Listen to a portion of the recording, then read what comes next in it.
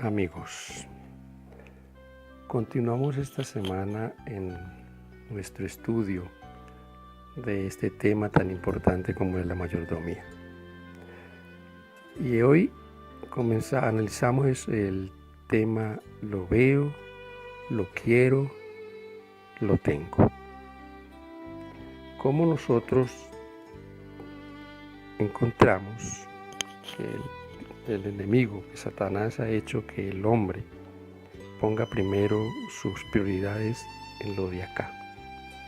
Es interesante que sus planes está que el hombre que tiene posesiones no haga nada en cuanto o en favor de la predicación del evangelio. Que el hombre que tiene posesiones se dedique solo a cuidarlas, se dedique solo a sus cuidados, a sus afanes, y entonces no dé o no ponga nada en la tesorería de Dios para que el evangelio sea predicado, para que la obra avance, porque Él no quiere que se le quiten sus súbditos, y si esto se hiciera no solo se le quitarían súbditos, sino que aquel que da sería uno de los primeros de zafarse de sus redes. Y esto ha funcionado porque el ser humano, el hombre, teniendo mucho o teniendo poco, se ha dedicado solo a pensar en su beneficio personal. Ha funcionado porque el hombre tiene esta inclinación. Pero ¿cómo podíamos nosotros zafarnos, o cómo podíamos nosotros evitar esta trampa? Ahora yo quiero analizar la parte de cómo el evangelio se ha convertido en muchos casos también, y para muchos, en una oportunidad. Hay una expresión muy conocida y la escuchamos mucho: el evangelio de la prosperidad. ¿Cuál es el asunto en el evangelio de la prosperidad?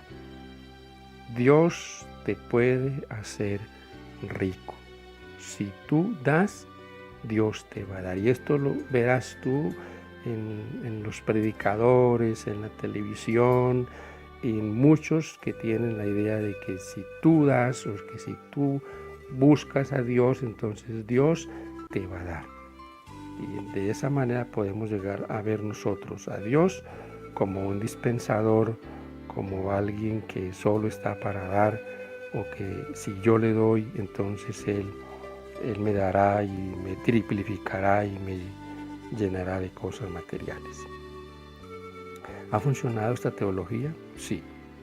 Ha funcionado porque esta no es obra de Dios.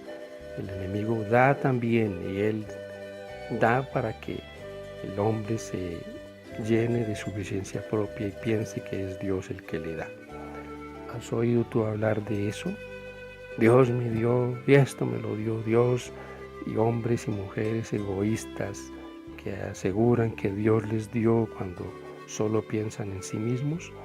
Esta es una trampa muy, muy efectiva en las manos del diablo. Hacernos pensar que es Dios quien nos da para que nos gratifiquemos a nosotros mismos. Quiero leer un pasaje aquí en Corintios 8, en 2 de Corintios 8, pero sobre todo una experiencia que hay aquí, donde el apóstol Pablo habla de haber recibido, o de recibir de una iglesia, la iglesia de Macedonia, de recibir bienes, cosas que ellos separaron para el servicio de los santos. Pero me llama la atención del capítulo 8, en versículo 2. Podríamos leer del 8 al 7, pero quiero detenerme en el 2, donde dice que en grande prueba de tribulación la abundancia de su gozo y su profunda pobreza abundaron en riquezas de su generosidad. Pablo habla acá de que estos dieron de su pobreza, no de su riqueza. No abundaban en bienes materiales, pasaban tribulación, pero aún así sí fueron generosos. Y Pablo al final dice en el versículo 7, dice: por lo tanto, como en todo abundáis en fe, en palabra, en ciencia y en toda solicitud, y en vuestro amor para con otros, abundad también en esta gracia. Ellos dieron, pero que tal vez no era su abundancia. Y hoy tú has escuchado alguna vez algunos que dicen: si yo tuviera, daría, si tuviera, daría para la iglesia, si tuviera, ayudaría a los pobres, si tuviera, pues, amigos, si tuviéramos, tal vez no daríamos nada, porque si no damos de lo que tenemos a la mano, y como dice la Escritura, si de lo poco no hacemos, pues tal vez de lo mucho menos haremos. ¿Qué hace entonces? ¿Qué hace esto? Hace borrarnos la visión de lo espiritual y tener nosotros una visión borrosa de las cosas espirituales. Y eso es lo que Jesús contó en una parábola, la parábola de la semilla. En esta parábola el Señor habla de la semilla que ha sido sembrada y fue sembrada en diferentes terrenos. Y hay una que fue sembrada entre espinos. Ahí en San Mateo, en el capítulo 7, lo presentó el Señor de la siguiente manera: 7:3 al 7 dice: y les habló muchas cosas por parábolas, diciendo: he aquí el sembrador salió a sembrar. Y mientras sembraba, parte de la semilla cayó junto al camino, y vinieron las aves y la comieron. Parte cayó en pedregales donde no había mucha tierra, y brotó pronto porque no tenía profundidad de tierra. Pero salido el sol, se quemó, y porque no tenía raíz, se secó. Y parte cayó entre espinos, y los espinos crecieron y la ahogaron. Voy a saltar al versículo 22. Miren qué pasó con la que cayó entre espinos. Dice: y el que fue sembrado entre espinos, este es el que oye la palabra, pero el afán de este siglo y el engaño de las riquezas ahogan la palabra y se hace infructuosa. Las riquezas, el afán de la vida nos impide a nosotros, nos borra, nos deja borrosa nuestra visión de lo espiritual. Entonces dividimos todo, pensamos: ¿cómo haré yo para hacer esto o aquello? Y también mirar hacia el cielo se nos hace borroso. ¿Por qué? Porque las preocupaciones, los afanes, es lo que el Señor dice ahí. Jesús sabía que teníamos preocupaciones, o tenemos preocupaciones financieras, que uno se preocupa porque tienen mucho y otros porque no tienen. Pero ¿cómo nosotros podemos poner a Dios en primer lugar, así tengamos o no tengamos, y nuestra visión se haga clara de que lo que cuenta es lo que el Señor tiene para nosotros? Como dice el apóstol, las riquezas que no vemos, no las que vemos. Interesante esto. Ahora, ¿cómo la codicia, los pasos de la codicia se van formando en el ser humano? En la Biblia, en Génesis, vemos nosotros el relato de la caída de Adán y Eva. Ahora, al leer este pasaje de Génesis 3, en este diálogo tan práctico y que le dio tanto resultado al diablo con Eva, él le presenta las cosas de una manera agradable. Y es interesante mirar en todo este relato donde él le dice que el árbol es bueno, que si come sería como Dios. Es interesante mirar lo que dice el versículo 6 de Génesis 3. Y vio la mujer que el árbol era bueno para comer y que era agradable a los ojos, árbol codiciable para alcanzar la sabiduría, y tomó de su fruto y comió, y dio también a su marido, el cual comió así como ella. Vio la mujer que era bueno por los ojos, y esto funciona, mis amigos, hoy. Hoy hoy lo veo, y así funciona, lo quiero, y entonces ahora lo tengo, y funciona en la televisión, funciona en todo lo que vemos, funciona porque es por los ojos. Vio la mujer que era bueno, que era codiciable. ¿Y codiciable para qué? Para alcanzar sabiduría, para alcanzar... Yo podría parafrasear este texto de Génesis 6, 3:6 de la siguiente manera en cuanto al Evangelio. Y vio el hombre que el Evangelio era bueno, que era bueno para alcanzar dinero, fama. ¿Cuántos ven el Evangelio así? Alcanzar fama, tal vez riqueza, poder. Esto funciona así. Funciona porque ese es el paso a la codicia. Tener algo o usar algo para nosotros hacernos entonces a cosas que el mundo nos ofrece. ¿Cómo hace la codicia? La codicia hace las cosas a su manera. No a la manera de Dios, no, a su manera. Quiero leer Isaías 56:11 y analicemos aquí asuntos interesantes en cuanto a cómo es a nuestra manera, no a la manera de Dios. Isaías 56, versículo 11, que dice de la siguiente manera: esos perros comilones son insaciables, y los pastores mismos no saben entender. Todos ellos siguen sus propios caminos. Cada uno busca su propio provecho, cada uno por su lado. Él por su lado, como yo pienso, como yo quiero, como yo lo veo. Y es el asunto, el caso de Judas.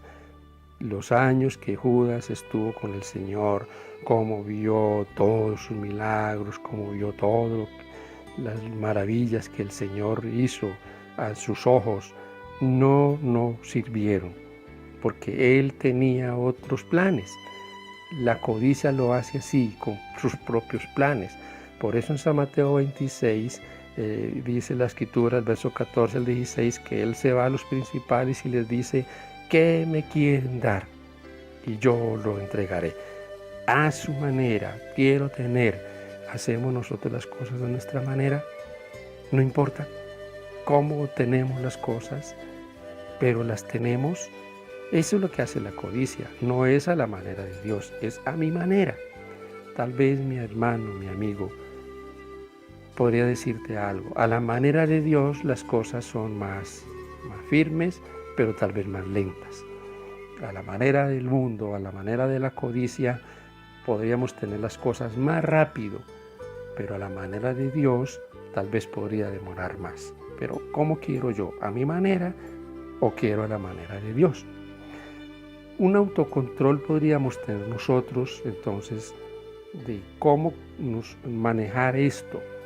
En la Biblia hay casos, por ejemplo, en Hechos 24 al 26, de un hombre que Pablo le predica, le habla de las maravillas del cielo y dice que el hombre, cuando oye hablar a Pablo, te imaginas el denuedo de Pablo predicar. Quiero leer el pasaje, dice 24 al 26, dice la Escritura, esto está en Hechos.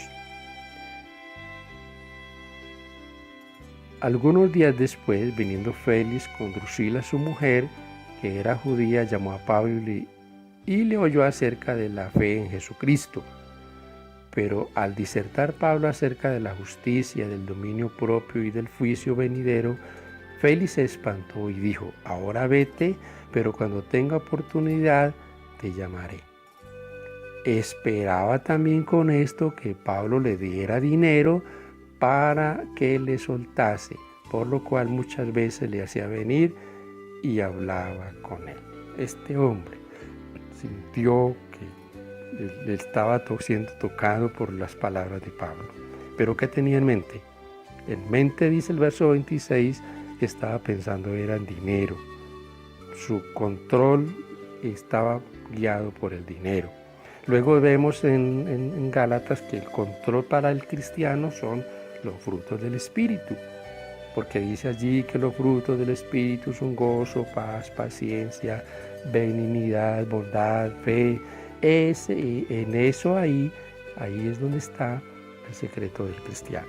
El cristiano solo piensa en nuestros frutos, en los frutos duraderos, no en las cosas que podremos tener y que las tenemos tal vez fácilmente. Y luego miramos la cita de 2 de Pedro 5, 1 al 9, donde el apóstol Pedro habla de una serie de cosas en las que nosotros debemos preocuparnos por abundar, y así podríamos tener un autocontrol de la vida. El apóstol allí habla de virtud, de conocimiento, habla de dominio propio, de paciencia, de afecto. Yo no encuentro allí nada material, encuentro cosas espirituales. Estas cosas abunden en vosotros. Entonces, mis queridos, si estas cosas abundan en nosotros, seguramente que lo demás, como dice la Escritura, vendrá por añadidura.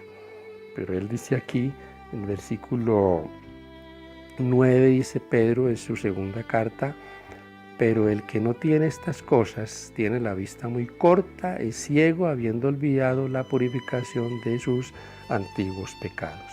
El que no tiene esto, entonces está pensando en las cosas de esta vida.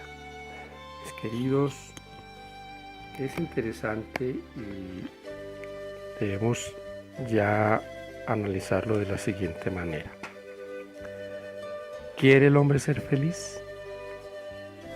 ¿Quiere el hombre tener satisfechas todas sus necesidades?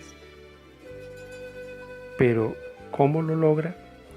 Tú sabes que esto se logra en las cosas terrenales, el materialismo lo ofrece y se puede lograr este objetivo, pero esto nos dará a nosotros la felicidad que queremos y la felicidad y la paz que nos daría estar en comunión con el cielo y obrando de la manera que Dios lo ha planeado. Ahora, los cristianos estamos exentos de caer en materialismo y de entrar a la tentación de que también, como estamos aquí, necesitamos lo de aquí y que lo primordial es lo de aquí. Claro que sí, pero podemos tener la seguridad que la palabra de Dios nos da la fuerza, la seguridad de lo que estamos haciendo y lo que queremos hacer es lo correcto. Y que frente a la tentación de lo material, que como analizamos en el tema pasado, lo necesitamos, pero que no debe ser lo primordial, que debe ser secundario. Entonces de esta manera lo podremos mirar bajo el espejo cristiano, de que es Dios nuestro principal ayudador y que a Él debemos recurrir.